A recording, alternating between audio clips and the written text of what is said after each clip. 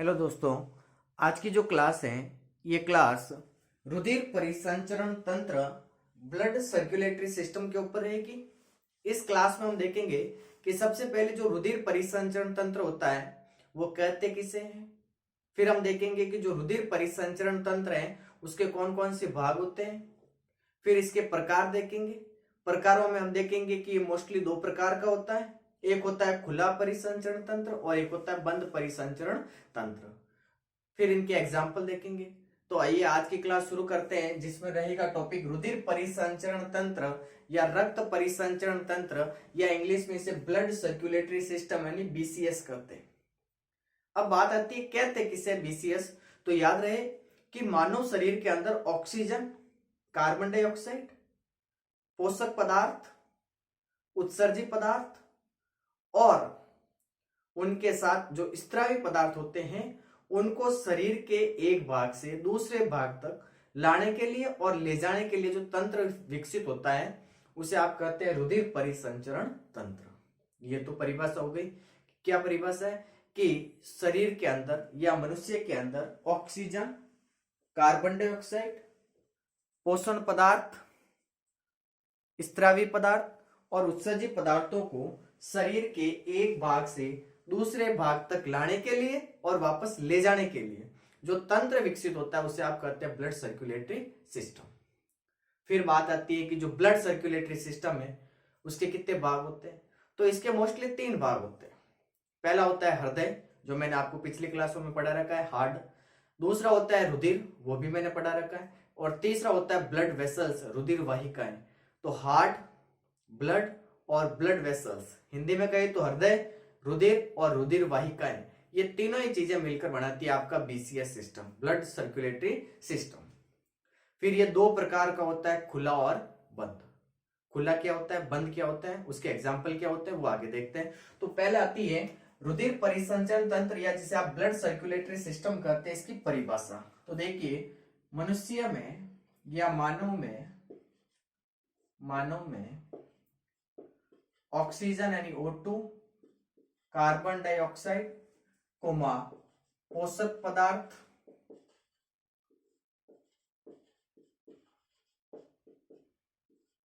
Coma उत्सर्जी पदार्थों, जो excretory होते हैं वो उत्सर्जी पदार्थों, व स्त्रावी पदार्थों, स्त्रावी पदार्थों को शरीर के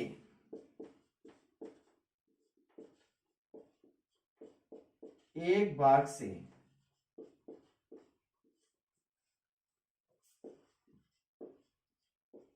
दूसरे भाग तक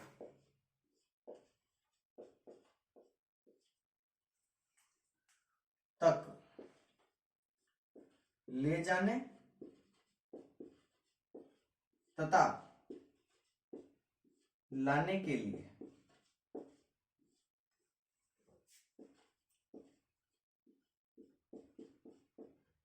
एक तंत्र विकसित होता है।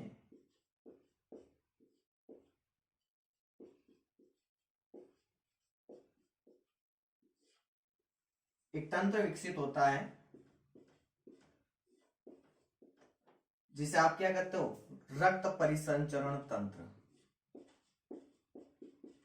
या ब्लड सर्कुलेटरी सिस्टम कहते हैं। रक्त परिसंचरण तंत्र कहते हैं।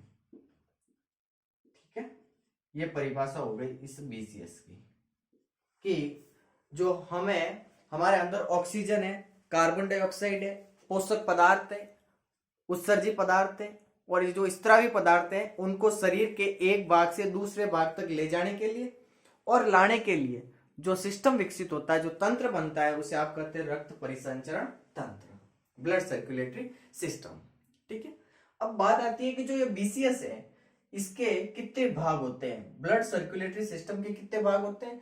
तो रक्त परिसंचरण तंत्र के लिए तीन भाग होते हैं हमारे अंदर। ठीक है, कौन कौन से होते हैं अभी मैंने बताया, हृदय, रक्त और रक्त वाहिकाएं। ठीक है, तो रक्त परिसंचरण तंत्र, नेक्स्ट पॉइंट लिखेंगे, बीसीएस के तीन मुख्य भाग होते हैं।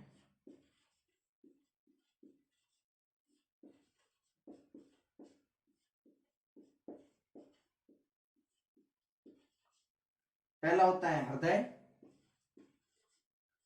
दूसरा होता है रक्त, और तीसरा होता है रक्त वाहिकाएं, ब्लड वेसल्स। ठीक है, ये तीनों ही चीजें मिलकर आपका बीसीएस सिस्टम बनाती है, ब्लड सर्कुलेटरी सिस्टम। अब जो हृदय है ये मैंने आप लोगों को पिछली क्लासों में पढ़ा रखा है, वहां पर देख लीजिए आप। रुधिर भी मैंने पूरा पढ़ा रखा है, कंप्लीट ब्लड पढ़ा रखा है, आरबीसी, डब्ल्यूबीसी, प्लेटलेट्स, इनके बारे में कंप्लीट चर्चा की हमने रक्त टॉपिक के अंदर। रक्त वाहिकाएं, ये सारी की सारी तीनों चीजें, हार्ट, ब्लड और ब्लड वेसल्स, हृदय, रक्त और रक्त वाहिकाएं, ये तीनों चीजें मिलकर आपका बीसीएस सिस्टम बनाती है। फिर बात आती है, एक शब्द आता है एंजियोलॉजी। एंजियोलॉजी शब्द मतलब बीसीएस का अध्ययन, ब्लड सर्कुलेटरी सिस्टम या जिसके अंदर रक्त परिसंचरण तंत्र का अध्ययन करते हैं उसे आप एंजियोलॉजी कहते हैं। उसके जो पिता है, पापा जी है, उसको कहते हैं विलियम हार्वे। कौन से वैज्ञानिक है? William Harvey. Father of angiology William Harvey को कहते हैं। ठीक है, इन्होंने सबसे पहले बीसीएस के बारे में बताया था और इसे फादर ऑफ एंजियोलॉजी कहते हैं विलियम हार्वे को। ये तीन बातें याद रखनी है आपको। परिभाषा हो गई, फिर इसके भाग हो गए और इसके बताने वाले वैज्ञानिक हो गए विलियम हार्वे। ठीक है, अब हम बात करेंगे जो रक्त परिसंचरण तंत्र है वो कितने प्रकार का होता है वो देखते हैं। तो देखिए, सबसे पहले मैंने आप लोगों को बताया है कि जो बीसीएस है वो करते किसे, तो मनुष्य के अंदर ऑक्सीजन, कार्बन डाइऑक्साइड, पोषक पदार्थ, उत्सर्जी पदार्थ और जो स्त्रावी पदार्थ होते हैं, इनको शरीर के एक भाग से दूसरे भाग तक लाने के लिए और ले जाने के लिए जो सिस्टम बनता है उसे आप कहते हैं ब्लड सर्कुलेटरी सिस्टम। फिर हमने देखा कि जो बीसीएस है, ब्लड सर्कुलेटरी सिस्टम है, उसके कितने भाग हैं? तो तीन भाग हैं। पहला कौन सा है? हृदय, दूसरा है रक्त और तीसरा है रक्त वाहिकाएं। विलियम हार्वे, इन्होंने सबसे पहले इसके बारे में बताया था, इसे फादर ऑफ एंजियोलॉजी कहते हैं। ठीक है, अब हम देख रहे हैं कि रुधिर परिसंचरण तंत्र के प्रकार कितने टाइप्स का होता है। प्रकार की बात करें तो ये मोस्टली दो प्रकार का होता है। एक होता है खुला परिसंचरण तंत्र, खुला परिसंचरण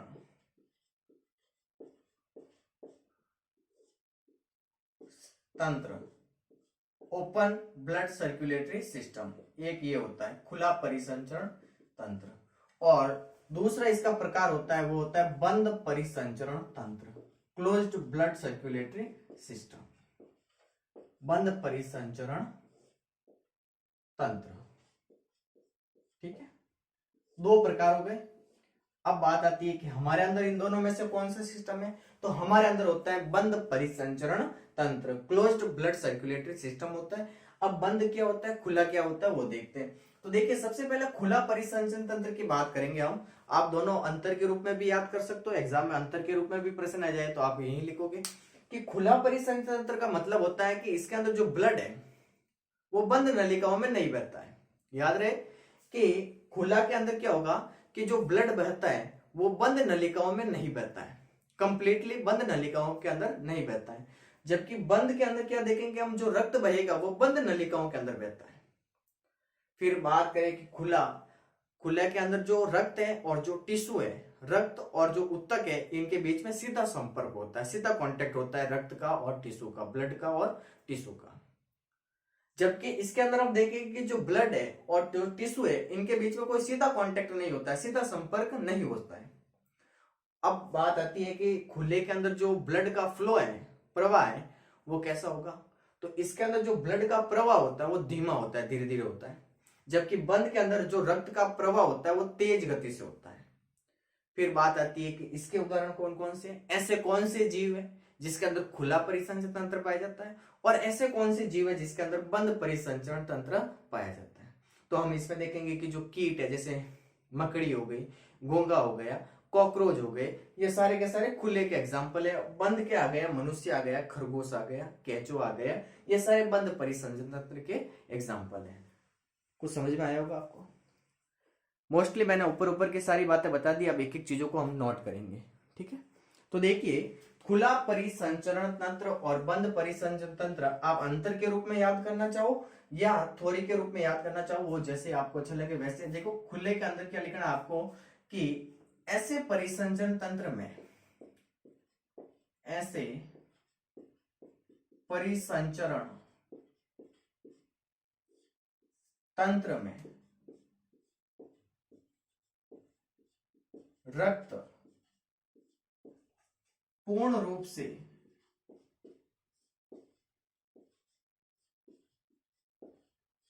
बंद नलिकाओं में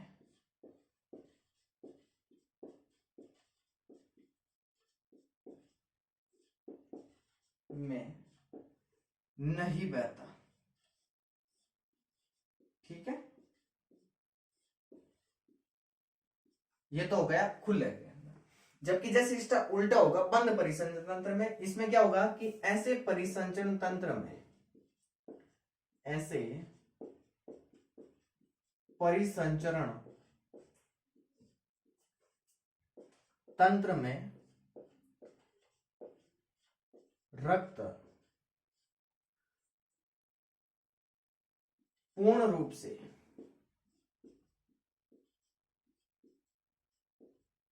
बंद नलिकाओं में बहता है।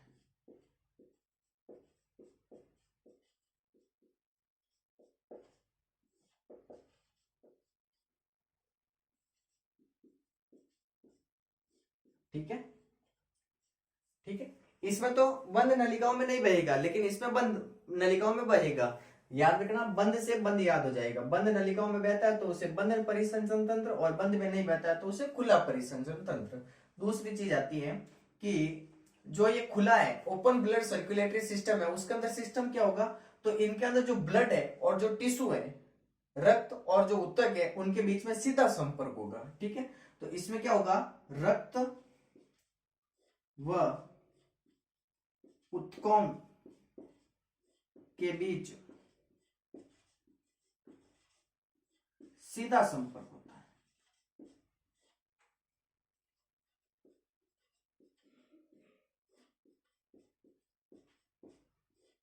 ठीक है, जबकि बंद के अंदर क्या होगा कि रक्त और ऊतकों के बीच में सीधा कांटेक्ट नहीं होगा।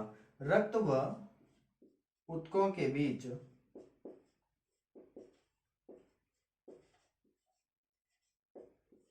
सीधा संपर्क नहीं होता है।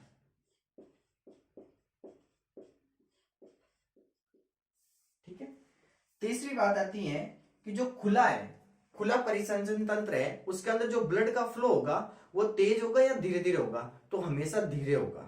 जबकि बंद के अंदर रक्त के जो फ्लो है जो वो तेज गति से होगा।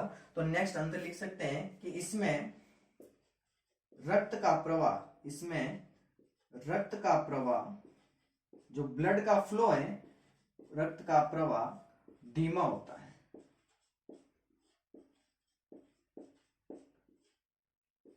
ठीक है, और इसके अंदर क्या होगा, इसके अंदर ब्लड का जो फ्लो है वो तेज होता है। ठीक है, स्पीड से होता है। इसमें रक्त का प्रवाह